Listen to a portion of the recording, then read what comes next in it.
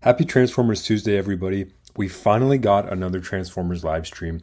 Like I said before, it feels like it's been forever since we've gotten a Transformers Tuesday stream. I hope the team gets into a more regular groove of it. I don't think they will, but I'd love to see this more often. And even though we knew what most of the reveals were, because most of it got leaked beforehand, we knew what most of it was, but I still like hearing from the designers, especially Mark Marr, because that man seems like he loves his job, and I love it too. He just has so much energy on stream. You can tell he's really passionate about Transformers. So, some interesting things that I got from the stream for the figures that we already knew that were coming. So, the most recent wave of Age of the Primes. Tailgate has the same little lever on the back of his head to move his face up and down that Windcharger does, so that was nice to know. They did confirm that there's going to be no blast effect with him, which makes it seem like we're paying the same price for less if we're getting the exact same mold. They're just taking off a blast effect. It seems like we're getting less for the same price, which I don't like, but I guess that's the state of the world right now. Mark also mentioned he thinks it's time for throttle bots because they think that they're pretty much done with the mini bots, which if you look at the G1 cast, they are. There's more like niche picks to do, but in terms of the cartoon cast, they're done. And I agree with Mark. I think it's time for the throttle bots as well. I made a video on guessing how Hasbro would make the throttle bots, so check that out if you're interested. Mark also said when he was talking about he leaned more into the comic version of Fangry instead of the Headmaster's version, so really emphasizing the monster head, which I thought that was cool to hear. They also talked about how Mark wanted Blanker's Target Master partner to be named Peaceman, which is the name of the Target Master partner in Headmasters. It translates to Peaceman, not Peacemaker, like the North American name. So I thought that was kind of funny. They also mentioned that Eric Siebenahler worked on Joyride's colors. So we knew Eric was coming back to the Transformers brand. And I think he knocked Joyride's colors out of the park. So I'm already happy with that. And I can't wait to see what else he gets to actually work on. Mark wants some love for Power Masters. They mentioned that we need to tell them if we want them to do more Power Masters. Power Master Optimus Prime got mentioned. That's something I would really like to see. And I would love more Power Masters of all sorts. I know people are complaining that Joyride's Power Master partner, the engine piece is too big, but I'm just glad that they did this. They could have just released Joyride with a Target Master instead and have done no new tooling or anything, but they went out of their way to make an engine piece for that Target Master mold, so I'm happy with it. And it turns out Vortex was part of this wave too, that we had no idea Vortex was getting a packaging refresh, but I think it makes all the sense in the world. If you missed out on Vortex before, you'd probably be pretty upset that your Bruticus would be missing a limb. And they mentioned that they learned their lesson with Legacy Breakdown, so that was good to hear. Because if you missed Legacy Breakdown when he first came out, it was like impossible to get him until they recently reissued him. So it's good to know that they really do listen to fan feedback. When showing off Swindle, I noticed the back of his head looks really hollow and like the back of his chest. He looks more hollow than I thought from the back, especially for a Voyager class figure. Another thing that was mentioned with Swindle is that Mark mentioned he wants to do more Combaticons, as in like original characters to go with Bruticus. I think that's a fun idea, and they kind of tried this in Combiner Wars when they gave us Alpha Bravo, Rook, and Off-Road. We never got anybody new for the Combaticons, but I like the idea that Mark had. I don't know if I would get any of them. I would want my Bruticus to be displayed with the 5 core members, but it's a fun idea. Maybe we can get some looks at concept art eventually, or maybe this was a hint at Ruination, because they've also talked about making a Generations Ruination with the Bruticus mold, or maybe even a Battle Gaia, which is still on my personal want list. Then into leader classes, Unicron Soldier is a Mark original, and Mark said that he was inspired by the Transformers Cybertron Unicron. So him and the Takara designer Yuki-san worked on this to create like a modern Unicron acolyte, which Mark said himself, he was inspired by the Marvel Comics. So I thought that was really cool that they took inspiration there, which I could kind of see. I mentioned that in my last video, but it's nice hearing that from the designers, that when they get these tasks and these projects, they go all out into like total different levels of the fandom. Mark mentioned he wants to use the Unicron emblem more going forward. Same with the Wrecker emblem. I'm all for that. It adds more variety. to your Transformers collection. And they also mentioned that they're not re-releasing Haslab Unicron. I know this is something that's been brought up. People want another chance to get it.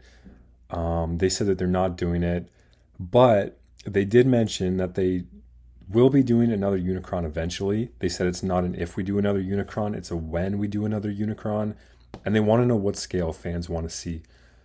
I think a Titan class Unicron would work. You can make it Studio Series 86, you can make it Armada, because the Haslab Unicron was a G1 Unicron, but it was heavily stylized. So I think they could get away with doing a Titan class, just making it smoother and more 86 movie accurate. Or they could go a completely different route and do the Armada Unicron. So there's a lot of things that they could do with that. I think Titan would make the most sense. They also mentioned Commander, because no matter how you do a Unicron, the scale is never going to be accurate. So I just think a Titan class Unicron would be more fun. And they did confirm Age of the Primes is continuing. We know that thanks to Leak List, but initially we thought Wave 6 was going to be the end of Age of the Primes, but now we know Age of the Primes is getting extended into 2027. And then our first surprise of the day, Armada Minicon Pack. We knew this was coming. We knew it was Red Alert, but this was our first time seeing it and seeing which figures were going to be included. So it is 8 Minicons like it was rumored. We're getting the Dark Star Saber, which is kind of cool. Leader 1 for Megatron, Sparkplug for Optimus Prime. You get Red Alert's Minicon. You get Wheeljack's Minicon, which makes sense because they already had it made. It was a little disappointing to me that half of the Minicons were just repaints, and then there were only a couple of new figures. They mentioned that you could use Leader 1 with Mega Zerak, but that's not accurate because the Minicon Mega Zerak came with was a totally different color. And there's still a lot that they're missing. They did say that they want to do more. Mark said he really had to push to make this pack happen, and I'm glad it happened. They said that more Minicons will be coming, so that's a good sign. I just hope the next time they do this, you don't have to buy a Voyager class figure just to get the Minicons, because I think the Minicons could sell on their own at like a less than core class price point. I think that could sell. They even mentioned they weren't sure how big the demand for Unicron Trilogy was, especially Armada. Now they know that they were just being stupid and there's a huge demand for it. And Mark mentioned that Armada Starscream was a partial off Reactivate Starscream, which I had no idea. I don't have either of those figures, but that's something that I've never heard talked about, and it was cool to hear from a designer. And that they know that there's huge demand for Cyclonus and Demolisher. They said both of them will be done eventually, so hopefully in the next line, whatever the next generation's line is called, we get to see those two pop up. And then we get some other stuff like a really cool looking Ultra Magnus. The G1 movies coming back to theaters, we already knew this, but I'm just hoping it comes to Canada as well. I don't think it's been confirmed for anywhere in Canada, but I would love to go see that on the big screen.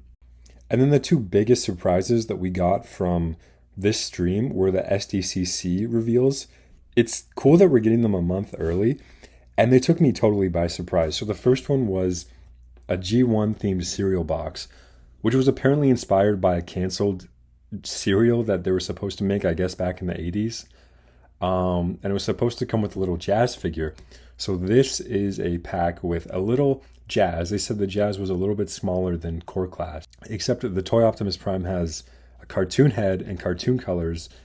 And then he includes the G1 trailer, which is done up in black, and it looks more like the G2 trailer a little bit. He even comes with a little roller. But this is just such a weird pack. You can even launch roller from the trailer. And I guess they're going for just pure nostalgia with this one. But it's just kind of weird. Like the cereal box packaging design is pretty cool, but I don't know who's asking for another version of the Legacy G1 Toy Optimus Prime, because I don't know how well the Deluxe sold at first, and then they did Ultra Magnus, and then they did that 3-pack, and now they're doing this, which is interesting. I guess they want to copy Missing Link completely by doing a cartoon deco of the toy version of the character. I think the Jazz is pretty cool. It's based on the G1 toy of Jazz. It's a neat idea. I just don't know why you'd want this other than just nostalgia and to say you have this cool thing, but it's interesting. And they did mention that they're looking to do more with the mini Jazz. It's like more characters in that scale. So we're going to have to wait and see what that would be. Finally, the wildest thing that I'm still processing is that they're doing a blaster done up in, I think it's Gem and the Holograms colors. So you have to forgive me because I don't know anything about Gem or anything like that. I just know this blaster has a wild color scheme that actually looks pretty cool. The pink and the blue really pop. And the most mind-boggling part of this is that it comes with something I never thought we would ever get. And I don't want to mention KISS players on this channel, but, or as they say in this case, KP. They're giving us the KISS players cassette bots, which I can't believe in 2026 we were getting, like, we had the homage with the Auto Trooper years ago, but now we are getting just straight up the 3 cassettes all at once. We're getting Sundor, Glit, and Rosanna, and this just blows my mind. I think it's cool because those cassettes are really, really rare. I think they were an eHobby exclusive when they came out, so I'm happy we're getting them.